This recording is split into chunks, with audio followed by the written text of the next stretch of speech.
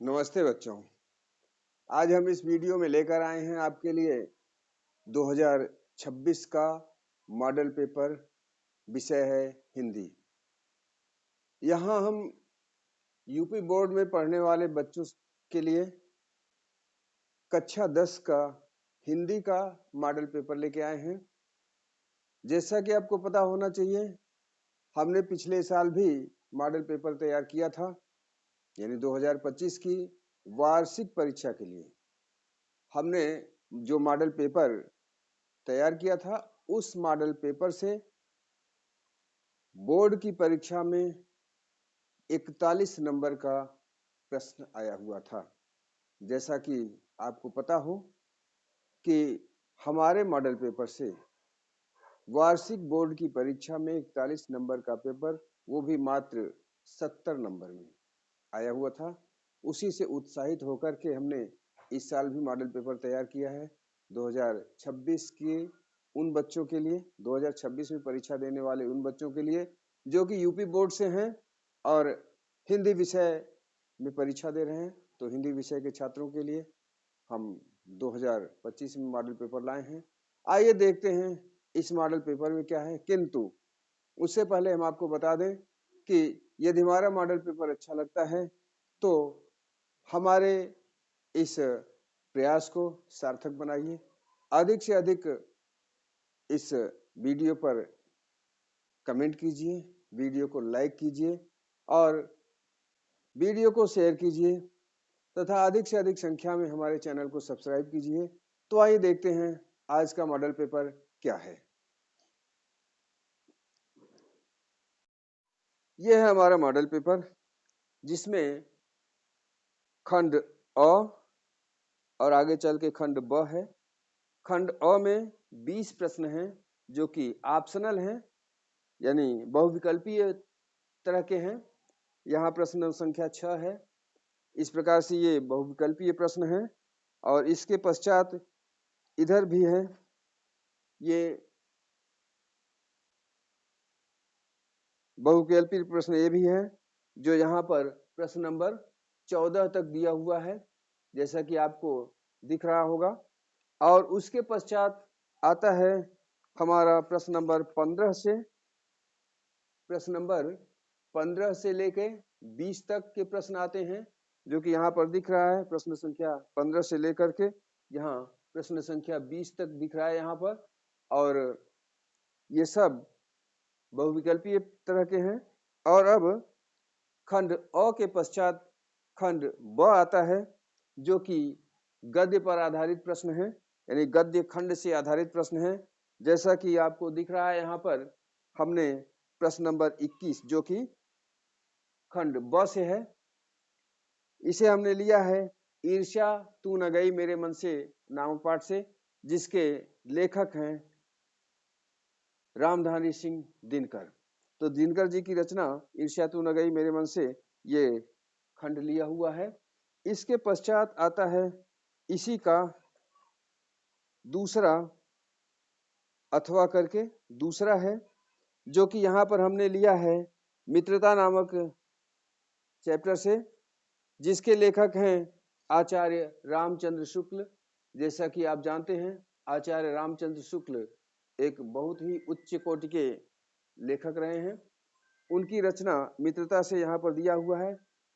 बच्चों, आपको यह पता होना चाहिए कि इसमें 3 प्रश्न होते हैं, यानी कोई भी गद्य दिया हो तो उसके 3 प्रश्न होते हैं। जैसा कि यह यहाँ पर दिया हुआ मित्रता नामक पाठ से जो लिया गया है, ये पैरा, इस पैरा में 3 प्रश्न है, क ख ग करके। तो इस क ख और ग नामक प्रश्न जो हैं, उन प्रश्नों का उत्तर इसी पैराग्राफ के आधार पर देना है। इसमें इस पैराग्राफ में इन प्रश्नों के उत्तर हैं, खोज करके ये लिखना है। इसके पश्चात आता है प्रश्न नंबर 22। प्रश्न नंबर 22 जो कि काव्य पर आधारित है।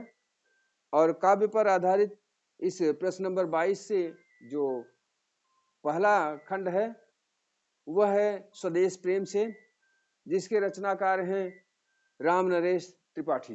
तो राम नरेश त्रिपाठी की ये रचना स्वदेश प्रेम, जिस पर आधारित ये दिया हुआ है काव्यांश, इसके उत्तर आपको देने हैं, इसके उत्तर आपको देने हैं और इसमें जो उत्तर लिखा हुआ है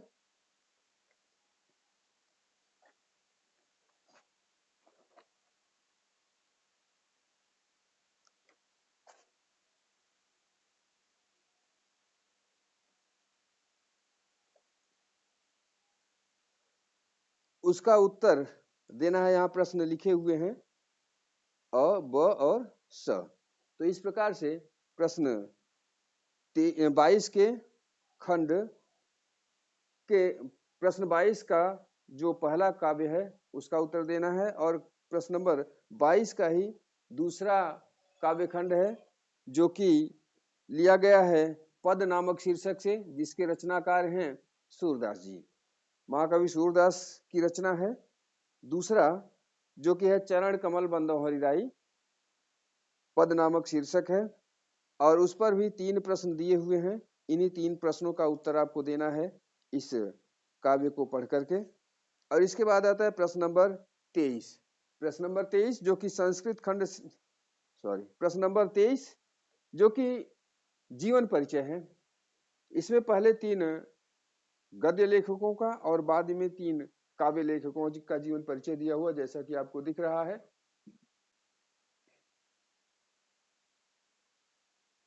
जैसा कि आपको दिख रहा है, ये 3 ऊपर गद्य लेखक हैं, नीचे 3 काव्य लेखक हैं, काव्य के रचनाकार हैं यानी कवि हैं।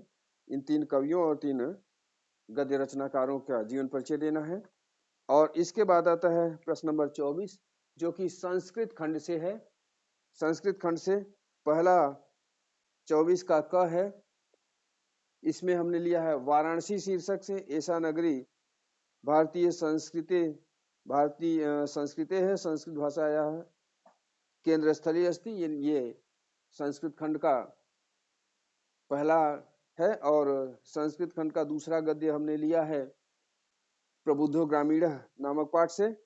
प्रबुद्धो ग्रामीण नामक पाठ का ये दूसरा खंड, इसकी आपको व्याख्या करनी यानी अनुवाद करना है, संस्कृत से हिंदी में अनुवाद करना है।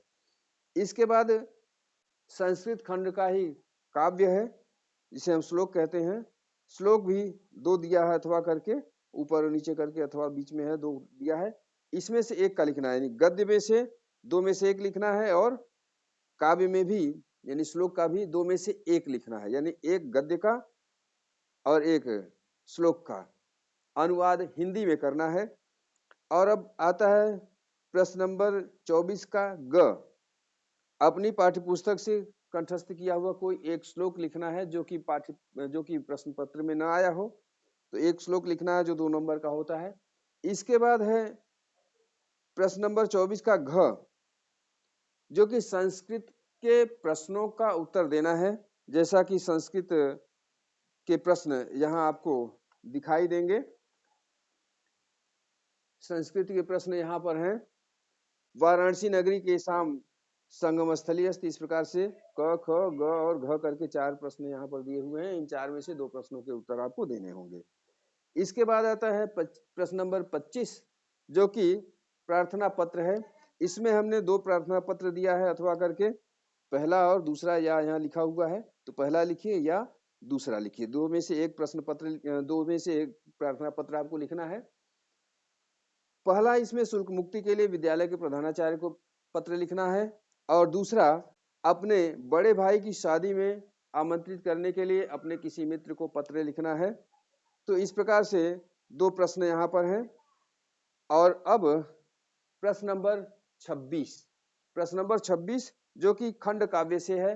तो जैसा कि जानते हैं खंड काव्य जिलावार अलग अलग चलता है और इस जिलावार चलने वाले अलग अलग काव्य खंडों में से किन्हीं एक काव्य खंड के 2 प्रश्न दिए हुए यहाँ पर और उन 2 में से एक ही प्रश्न का उत्तर आपको देना है। जैसे कि यहाँ पर दिया हुआ है मेवाड़ मुकुट, ग में मेवाड़ मुकुट है और नीचे अथवा करके दूसरा मेवाड़ मुकुट है।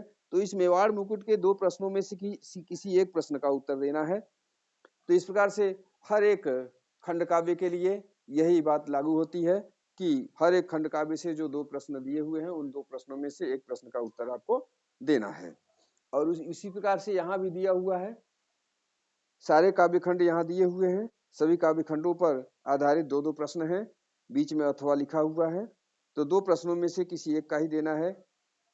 अंगों में से दो में से एक दीजिए, चाहे च में से दो में से एक दीजिए या छ में से दो में से एक दीजिए। इस प्रकार से सभी काव्यखंडों पर आधारित दो दो प्रश्न दिए हैं, किंतु दो में से एक ही प्रश्न आपको लिखना है। अब आता है प्रश्न नंबर 27। प्रश्न नंबर 27 जो कि निबंध है, और निबंधों पर आधारित इस प्रश्न का उत्तर आपको निबंध के रूप में ही देना है। तो इसमें देखिए निबंध क्या है। पहला निबंध हमने दिया है विज्ञान वरदान या अभिशाप। विज्ञान वरदान है हमारे लिए या अभिशाप है हमारे लिए, इसका उस पर निबंध लिखना है। और दूसरा है आतंकवाद की समस्या, कारण और समाधान। अगला है प्रदूषण की समस्या और समाधान। अगला है जल की उपयोगिता, यानी जल हमारे लिए कितना उपयोगी है, इस पर लिखना है। और अंत में है अंग, यानी पांचवा प्रश्न, पांचवा निबंध यहाँ पर दिया जनसंख्या की वृद्धि और बेरोजगारी, यानी जनसंख्या की वृद्धि बेरोजगारी को किस प्रकार से प्रभावित करती है, इस पर आपको निबंध लिखना है। जैसे कि आपने ये देखा, हमने यह वीडियो आपके लिए बनाया, तो हमारे इस मॉडल पेपर को अधिक से अधिक संख्या में देखिए, उसको लाइक कीजिए, शेयर कीजिए, कमेंट कीजिए और हमारे चैनल को अधिक से अधिक सब्सक्राइब कीजिए। मिलते हैं जल्द ही किसी दूसरे चैनल में, मिलते हैं जल्द ही किसी दूसरे वीडियो में। तब तक के लिए धन्यवाद।